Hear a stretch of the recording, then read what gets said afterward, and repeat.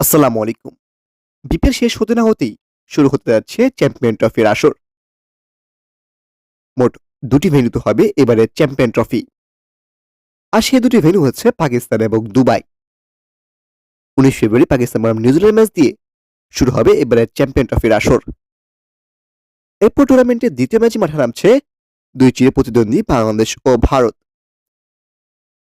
এদিকে বিপিএল এর মাঝেই চ্যাম্পিয়ন ট্রফির জন্য মাঠের চূড়ান্ত স্কোয়াড ঘোষণা করা হয়েছে বিসিবি।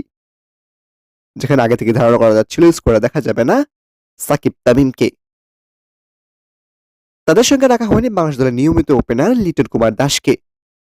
স্কোয়াড ঘোষণা করার পর বিপিএল লিটনের পারফর্ম দেখে অনেকেই হয়তো ভেবেছিলেন পরবর্তীতে হয়তো তাকে নেওয়া হতে পারে।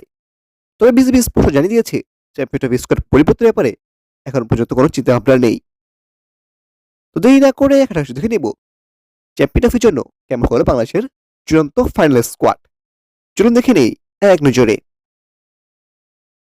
প্রিয় দর্শক, স্কোয়াড দেখার আগে ভিডিও ভালো লাগলে একটি লাইক করে দিবেন এবং আমাদের চ্যানেলে নতুন থাকলে চ্যানেল সাবস্ক্রাইব করে পাশে থাকা বেল আইকনটি ক্লিক করে রাখবেন।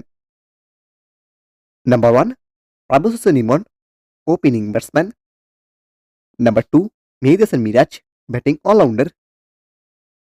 Number 3 Tanzid Hasan Tamim, opening batsman. Number 4 Towhid Hridoy, middle batsman.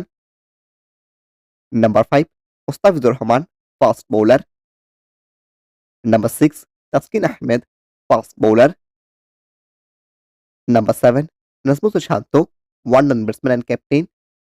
Number 8 Mushfiqur Rahim, wicket batsman. Number 9 Mahmudullah Riyad, middle batsman. Number 10 Nahid Rana, fast bowler.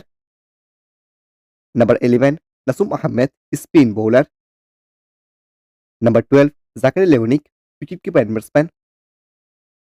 Number 13 Soumya Sarkar, opening batsman. Number 14 Tanzim Sakib, fast bowler. and number 11 Rishad Hossain, spin bowler.